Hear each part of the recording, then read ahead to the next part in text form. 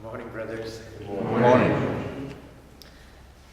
There is this baby camel in this zoo hopping around, looking at other animals, then looks at herself and says to the mother, "Mother, why do we have long legs with cloven hoofs?" And the mother camel looks at her and says, "You know, when we take a long journey in the desert, it gives us balance in that treacherous sand, and it makes us able to travel through the desert." The baby camel says, "Mother, why do we have long eyelashes?" Now the mother is a little bit irritated, says, "You know, when we take long journeys in the desert, we encounter sandstorms, and these eyelashes keep the sand away from our sun. Keep the eyes, thank you."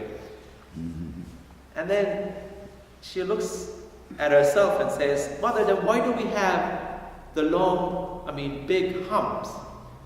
Now the mother is irritated with all the questions, and she says, "Oh, this is the last question. When we travel the desert, there's no food. So this one, we have this thing that keeps us the moisture and stores food so we can make this long journey." And the baby camel goes, "Just one last question, please." She says, "Mother, if we have long legs that we can travel this treacherous desert, and if we have these eyes that can keep this sand from our eyelashes, and then if you have this hump, then what in the world are we doing in the Woodley Park Zoo?" We are free. We are free in the desert. We are free in the desert.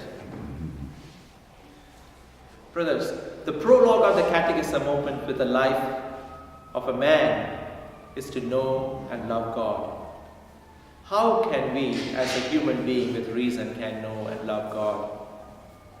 Lent is a gift by the church to go deep into the desert and free us from our disordered desires and passions and come to know and experience God. Bonaventure, in his book, The Journey of the Mind to God, begins with, "Here begins the speculation of the poor man in the desert," referring to Francis.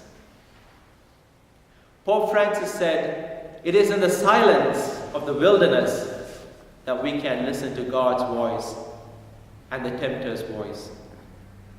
In the wilderness, whatever we cannot resist and find any means to excuse ourselves to walk away from the desert experience and give into disordered desires are from the tempter.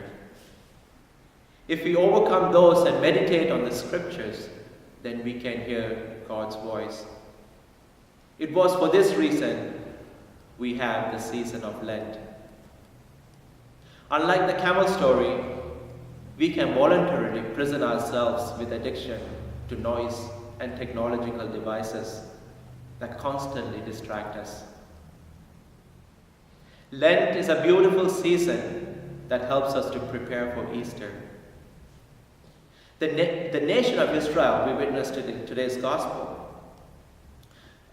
today's first reading, witnessed to God's wonder in Egypt, but it was in the desert that they encountered God and knew the glory of God and also know the commandments. It was in the desert Moses encountered God face to face. It was in the wilderness St. Francis heard the voice of Christ telling him to rebuild his church. It was in the wilderness St. Francis received his stigmata. There are such church-suggested practices to help us free from the bondage of addictions and distractions. The Lenten practices are not there for us to say, "Look, I did it. I did all these," and be proud. No, it comes from the heart to be in solidarity with the sufferings of the world. One of the desert experiences to meditate on the Stations of the Cross. It is one way to say no to the worldliness. I'll give you two meditation examples on the Stations of the Cross. You know the sixth station, Veronica wipes the face of Jesus.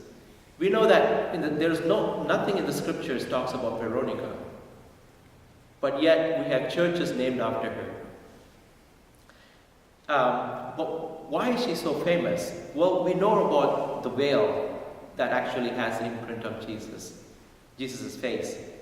But if I were to meditate on that sixth station alone, imagine yourself when you're exercising and you're sweating, and the sweat goes into your eyes, and it makes your eyes irritable because of the salt, and we try to wipe it away.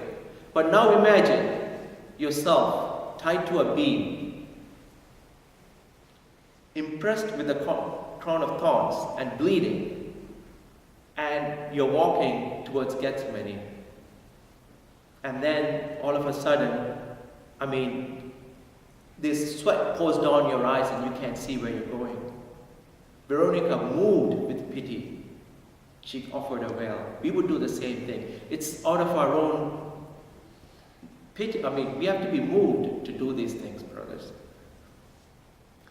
And penance is something that is not about me. It's actually, we fast because we have to be moved with the pity towards the sufferings of the world. Let's also imagine the 10th station. Jesus is stripped off his garments. He was beaten before and he was put on his clothes. And when he came to the place of crucifixion, the soldiers stripped his garments violently. The clothes was actually basically matted to the body with the wounds. And if you strip it violently, it hurts. But, brothers, suppose that if give an example of addiction to alcohol. If we are addicted to alcohol, then suddenly if we let go of it during Lent as a practice, it can cause us harm. And it can also cause harm to our neighbors. So, it gives us an example of to strip ourselves slowly. That's what we have 40 days of Lent. So, 40 days of Lent seems to be long, but it's not. It's only 1/10 of the time of the entire year. It is for us to slowly strip away our filth so that we can put on Christ. It is there for our benefit. Many of us have our own Lenten practices and commitments. If we have failed, it is still not too late. Let us go deep into the desert to contemplate and know God and know ourselves. Desert frees us from our addictions. Our vocation is the first step that we let go of everything. If we find our spiritual life stale, or we find too busy with many things that constantly distracts us, let us go deep into the desert and rest in the arms of God. Let us fulfill our calling to know and love God. As Franciscans, let us follow our founder and begin the journey like the poor man in the desert and encounter God and listen to his voice.